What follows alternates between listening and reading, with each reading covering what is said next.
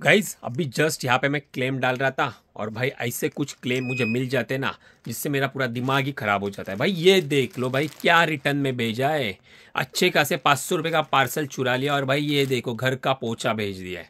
अभी ये ट्रांसपेरेंट है, लिए यहाँ से विजिबल हो रहा है। तो आप अभी सोचोगे कि भाई आपको पता था इसमें अगर रॉन्ग प्रोडक्ट है तो आपने लिया क्यों? आपको तो रिजेक्ट करना चाहिए था। और इतना खराब प्रोडक्ट एक बार क्लियर अच्छे से दिखा देता हूँ आपको मैं। देख लो गाइज, ये है एक्सप्रेस बी की बैग देखो पूरी तरह से पैक है। और ये अंदर देखो भाई क्या आया है, एकदम पुराना कपड़ा आ गया है। अब जो है ना वो मैं आपको इसका रीज़न बताता हूँ, क्योंकि हमें ऑलरेडी पता था कि इसमें हमारा रॉन्ग प्रोडक्ट आ गया। और जो प्रोडक्ट आया है वो भाई इतना रत्ती भर सा भी हमें काम आने वाला नहीं, क्योंकि सीधा यहाँ से फोड़ दूंगा क्लेम डालने के बाद और फिर जाएगा डस्टबिन में।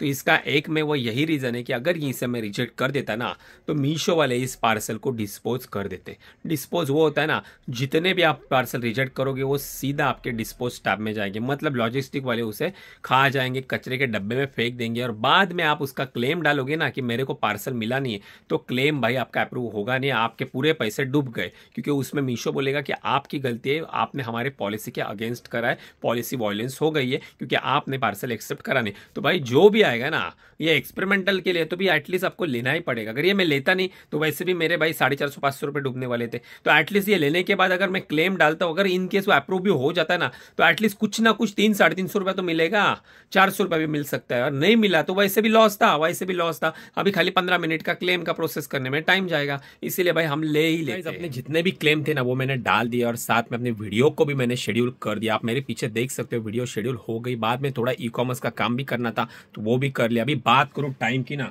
तो लगभग मेरे हिसाब से 3:15 बजने को आ गए। तो अभी जा रहा हूँ सोने के लिए।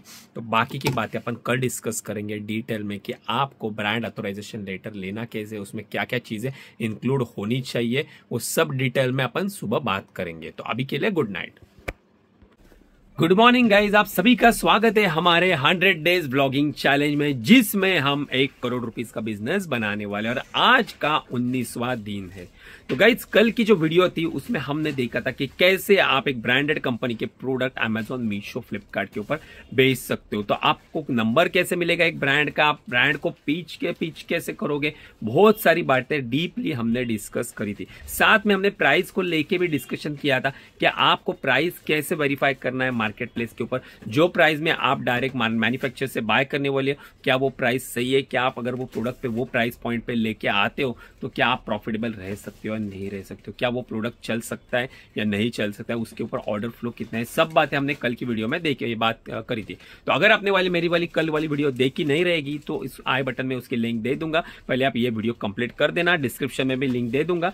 ये कंप्लीट होने के बाद वो आप वीडियो चाहिए तो देख सकते हो। तो आज की इस वीडियो में हम बात करने वाले हैं कि अगर आपको ब्रांडेड प्रोडक्ट बेचना है तो उसके लिए आपको ब्रांड ऑथराइजेशन लेटर लगता है। तो चाहे आप जॉकी का सामान बेचो, डिक्सी का सामान बेचो या कोई भी किसी भी अनगिनत कंपनियों का सामान बेचो, तो उसके लिए आपको ब्रांड ऑथराइजेशन लेटर लगता है। लेकिन ये तो पता है सबको ब्रांड ऑथराइजेशन लेटर लगता है, लेकिन उसमें होता क्या है भाई, क्या क्या इंपॉर्टेंट चीजें रहती है? अगर वो आपकी मिसिंग रहेगी आपकी ब्रांड ऑथराइजेशन लेटर में तो आपका ब्रांड ऑथराइजेशन लेटर वैलिड माना नहीं जाएगा, वो डिसअप्रूव हो जाएगा। तो उसके लिए ध्यान रखने वाली बात है, जब भी आप किसी कंपनी से बात करोगे, जब भी आप बोलोगे उनको मुझे ब्रांड ऑथराइजेशन लेटर है, तो उसमें क्या क्या चीजें आपको मेंशन करनी पड़ेगी। तो यही सब चीजें अपन आज के इस व्लॉग में डिटेल में डिस्कस करने वाले हैं। अच्छा की तरह सबसे पहले हम देख लेंगे हमारे आज के ऑर्डर डिस्पैचिंग कितने हैं। तो भाई यहाँ पे हमने सुबह से हमारे ऑर्डर की प्रोसेस स्टार्ट कर लिए। यहाँ पे लगभग हमारे 80% पार्सल कंप्लीट हो गए। अभी मैं दिखा देता हूँ पूरा ऑर्डर का आपको स्टेटस।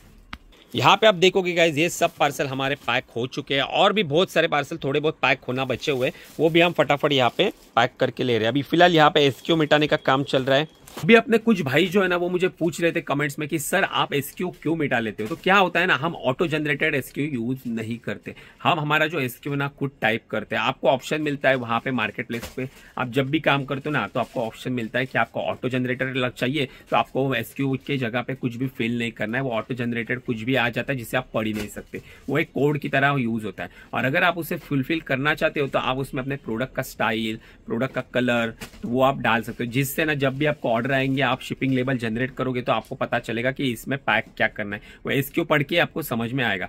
तो अभी हमारे केस में क्या होता है ना, जब भी हम ना वो लेबल शिपिंग लेबल लगा देते हैं तो उसमें ना जो भी लॉजिस्टिक वाले रहते हैं तो उनको पता चलता है कि हमारे प्रोडक्ट के अंदर क्या है, क्योंकि हमने पूरी डिटेल है ना हमारे एसक्यू में मेंशन करके रखी हुई है।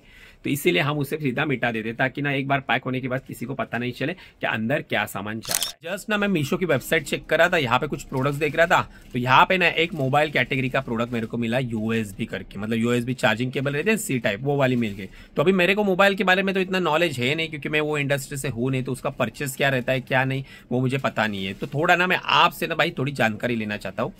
अभी यहाँ पे देखोगे ना तो एक सी टाइप यूएसबी केबल है, और वो भी भाई 3 टाइप वाला 3-in-1 केबल है। और यहाँ पे इसकी प्राइस देखो 111 में ये बंदा सेल कर रहा है, और इसके ऑर्डर है ना, मैं 101% बोल रहा हूँ, इसके ऑर्डर डेली के ना 70 से 80 ऑर्डर सिर्फ ये एक ही प्रोडक्ट ला के दे रहा रहेगा इसको। तभी यहाँ पे अगर आप बात करो ना प्राइसिंग की तो 111 है, और अगर इसको बैंक में सेटल कितना मिलता है तो कमीशन लॉजिस्टिक सब काट के इसको लगभग 50 रुपीज़ के अराउंड इसके बैंक में ना अमाउंट ट्रांसफर होती है। तो भैया मेरे को समझ में नहीं आता है 50 रुपए के अंदर ये प्रोडक्ट आता है या नहीं आता है, क्योंकि मेरे को इस बारे में आइडिया नहीं है कि कितने, क्योंकि ये सब चाइना प्रोडक्ट है, तो क्या 20 रुपए में मिल सकता है, तो भाई आइडिया नहीं है, या फिर ये घाटे में बेच रहा है। तो अगर आप में से कोई अगर इलेक्ट्रॉनिक मोबाइल कैटेगरी में डील कर रहा रहेगा ना तो भाई मुझे बता दो इस प्रोडक्ट के बारे में। फाइनली हमारे जितने भी आज के पार्सल थे ना वो हमने यहाँ पे सक्सेसफुली पैक करके रखे हुए। तो यहाँ पे भी पार्सल है, यहाँ पे भी है, वहाँ पे थोड़े कुछ रिटर्न आ गए, एक्सप्रेस वाला आया था यहाँ पे और भाई रिटर्न देके गया।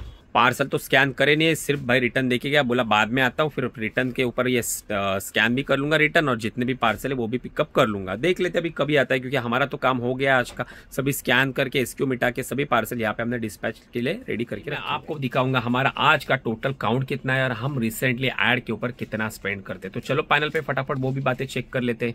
सो गाइज अभी मैं आ गया हूँ हमारे ऑर्डर वाले सेक्शन में। यहाँ पे होल्ड में 0 है, पेंडिंग में 40 ऑर्डर्स अभी तक आ चुके हैं, और हमारा आज का जो काउंट है वो है 124 ऑर्डर्स जो हम आज के दिन में डिस्पैच करने वाले हैं। भाई कब से कोशिश कर रहा हूँ 150 के पार जाने की, लेकिन फिलहाल ऑर्डर जो है ना पूरी तरह से स्टक हो चुके हैं। 100-120 के यहाँ पे स्टक हो चुके हैं। अभी ऑलरेडी हमने ना 2-3 कैटलॉग नए डाले, लेकिन अभी तक उनके ऊपर ऑर्डर आना चालू हुआ नहीं है। एक ही कैटलॉग है जो मैंने पिछली बार देखा था, उसके ऊपर हमें स्टार्टिंग से अच्छे खासे ऑर्डर्स आने चालू हो गए, मतलब डेली के 3-4 ऑर्डर आते। लेकिन उसका भी स्टॉक मैंने ना बोला था आपको एक्सपेरिमेंट के लिए थोड़ा ही लेके आऊंगा, तो इसके लिए ना उसके ऊपर मेरा 100 रुपये का ऐड चल रहा था, वो मैंने बंद कर दिया है। अभी मैं ऑर्डर उसके ऊपर नहीं ले रहा, क्योंकि मेरे पास सिर्फ ना उसके 5 पीस ही बचे हुए हैं। तभी मुझे सबसे पहले उसके 100 पीस की क्वांटिटी में ऑर्डर लाऊंगा, स्टॉक लाऊंगा, फिर उस ऐड को फिर से स्टार्ट करूंगा और उसकी रेटिंग बढ़ाऊंगा। मैं आपको दिखाता हूँ कि ये 124 ऑर्डर है ना, तो हमारी रिसेंटली भी एडवर्टाइजिंग कितने रुपए की स्पेंड हो रही है वो भी दिखा देता हूँ ऐड वाले सेक्शन पे। यहाँ पे देखो गाइज मैं आ गया हूँ मेरे एडवर्टाइजिंग वाले सेक्शन पे। यहाँ पे मैंने यस्टरडे का फिल्टर लगाया, क्योंकि हमारे कल के ऑर्डर्स थे ये, तो कल हमने जितना ऐड के ऊपर स्पेंड करा है उसके थ्रू हमें 124 ऑर्डर आए। तो यहाँ पे देखो पूरी ऑर्डर है ना, ऐड स्पेंड है ना, मैंने स्टॉप कर दिया है। अभी 124 ऑर्डर है ना, वो हमारे लगभग ना 120 ऑर्डर तो ऑर्गेनिक की आए हुए हैं ना गाइस। बीच में हमने एडवर्टाइजिंग के ऊपर काफी अच्छा अमाउंट ना स्पेंड करी थी, तो अभी थोड़ा ना एडवर्टाइजिंग पॉज कर दिया है, थोड़ा ऑर्गेनिक वे से जाने की कोशिश करेंगे। अभी जो भी नए कैटलॉग्स लाएंगे ना, लिस्टिंग करेंगे, उनके ऊपर ही ऐड रन करेंगे। पुराने कैटलॉग के ऊपर फिलहाल के लिए तो ऐड नहीं रन करेंगे। हाँ तभी ऐड रन करेंगे जब भी मीशो का सेल रहेगा ना, वो टाइम पे एक अच्छा खासा 2-3 हज़ार का बजट लेके वहां पे एक दिन में ऐड स्पेंड करेंगे।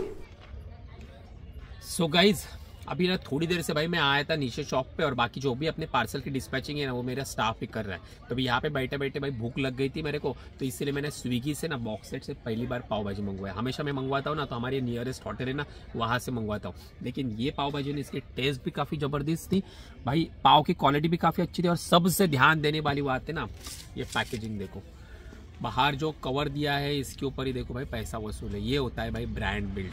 बॉक्स सेट आपको पता ही रहेगा एक ब्रांड है और उसके फ्रेंचाइजी का आउटलेट है सब जगह पे। तो अगर हमें भी ई कॉमर्स बिजनेस करना है ना, तो ई कॉमर्स में हमारे प्रोडक्ट के ऊपर ऐसे टैम्पलेट्स या ब्रांडिंग पैकेजिंग के ऊपर हमें खर्चा करना पड़ता है। अगर आप ऐसा खर्चा करोगे ना तभी जाके ना आपका कस्टमर एक्सपीरियंस है ना वो बिल्ड होता है। तो हमेशा ध्यान रखो, अगर कोई भी प्रोडक्ट बेच रहे हो ना खुद के नाम से, तो उसके ऊपर थोड़ा पैकेजिंग के ऊपर अच्छा खासा खर्चा करो। बाकी पाव भाजी तो बेस्ट है, और मैं आप सभी को जरूर रिकमेंडेड करूंगा, अगर आपके नियरेस्ट बॉक्स सेट का आउटलेट है ना तो भाई एक बार जरूर ट्राई कर लेना। सो गाइस अभी आ गया वो अपने वेयर हाउस पे। अभी यहाँ पे बैठ के हम बात करेंगे ब्रांड ऑथराइजेशन लेटर के बारे में। तो गाइस जब भी आपको ना किसी भी कंपनी का प्रोडक्ट बेचना है ना, मतलब कोई भी बड़ा ब्रांड बेचना है, चाहे आपको अमूल माचो बेचना हो, चाहे रूपा फ्रंटलाइन बेचना हो, चाहे आपको जॉकी बेचना है या फिर वैन हुसैन, तो उसके लिए रिक्वायरमेंट होती है ब्रांड ऑथराइजेशन लेटर की। तो आप जब भी किसी कंपनी के साथ टाई अप करोगे या कंपनी का माल डायरेक्ट परचेस करोगे तो उनसे आपको डिमांड करनी है ब्रांड ऑथराइजेशन लेटर की। लेकिन उस ऑथराइजेशन लेटर में ना कुछ पॉइंट्स जो है ना वो मैंडेटरी इंक्लूड करके लेना जरूरी है। अगर वो नहीं लोगे, एक नॉर्मल ब्रांड ऑथराइजेशन लेटर लोगे तो वो वैलिड नहीं माना जाएगा, जिसके कारण आपका वो रिजेक्ट हो जाएगा। तो रिजेक्ट ना हो इसलिए आपको किन किन बातों के ऊपर ध्यान देना है वो थोड़ा ध्यान से सुन लेना।